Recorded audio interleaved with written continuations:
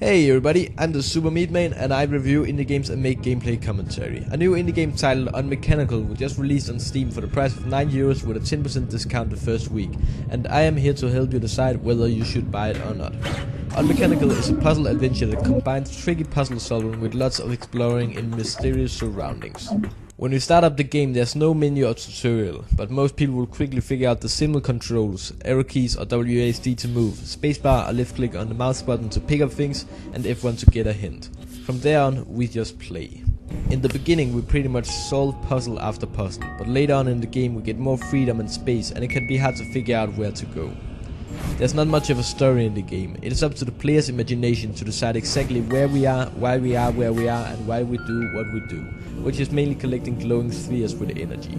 The environments and atmosphere in Unmechanical has elements from games like Machinarium, but it's still really unique, and most of the puzzles are fun, original and challenging, but very satisfying.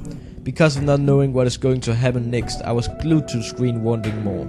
There was only one thing that kept me from playing, and that was being stuck at puzzles, because even though the game keeps it simple, the puzzles get really challenging. But the main reason I was stuck was because I simply didn't know what to do or where to go. This can be really frustrating, especially because the hints pretty much buttfucks us 6 ways to Sunday. As said, you can get a little hint provided through a thought bottle if you press F1. The hints can be helpful, but in the situation you need the hints the most, there are no hints to find.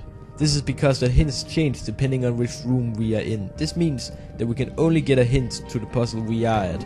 So if we are completely lost and don't know where to find the next puzzle, there's no help to find, just a big question mark.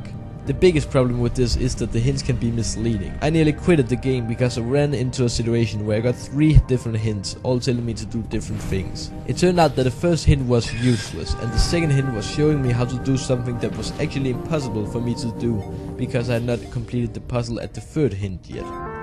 Besides that, it can be really difficult to understand what the hints are supposed to mean. But enough about the hints. Unmechanical has a nice soundtrack and sound effects, and I really like the graphics, except that it sometimes can be hard to see what we can interact with and what is a part of the background. I like the simple controls, but I found it a bit frustrating to move around while carrying heavy objects, because it felt like I didn't always move like I wanted to move, and I like to move it. The menu is really simple, which is fine with me, but I kinda wish that it would show how much of the game we have completed, so I could feel that I was doing progress. The game autosaves, which is a lovely thing, but if you exit to the menu and then go back to a save file, you will find yourself at the puzzle you left at, but things might have changed on how you place objects at the last puzzle, which can actually make it easier for you to proceed through the puzzle you are at. The game has nice physics, and I was impressed with the fluid water, since it isn't a big part of the game, but they still decided to make it interactive. Speaking of water, in the first part of the game you're not able to go underwater, but later on you can, and this is absolutely one of my favorite parts of the game, because of the mood and amazing atmosphere.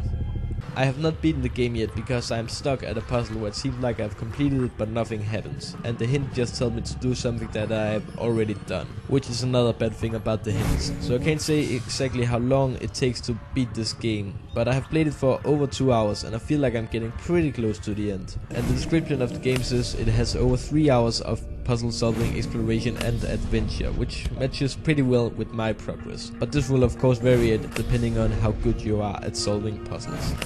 A positive thing is that I really want to complete the game. I want to discover more, I want to know more, I want explanations, and it is not many games that can make me so curious and draw me so much into the world as Unmechanical does. To sum up, I have some complaints about the game, but overall I still really enjoy playing it. I don't think many people would play through the game 2 times, I know I won't, and in that case you don't get many hours of gameplay for the money. But even though Unmechanical is fairly short, I think the price of €9 is totally fair, because that we experience so many different things during the few hours of gameplay. I give Unmechanical 4 out of 5. I think that this is a very good game, but I really wish that they would improve a few things. I should probably point out that you cannot actually die in this game, so there's not much action. The game consists of exploring environments and solving puzzles, some of them close to what I consider minigames. So, if you are a fan of puzzle games like Limbo, this is a very good purchase, but if you are not that patient and just want to shoot some aliens, stay away from this game. I hope that this little review helped you decide whether you should buy the game or not. If you want to help me, please make sure that you like and favorite this video. It really helps out a lot and I appreciate it. I'm the Super Meat Man. This was my review of Unmechanical. That is all I got to say. Catch ya later!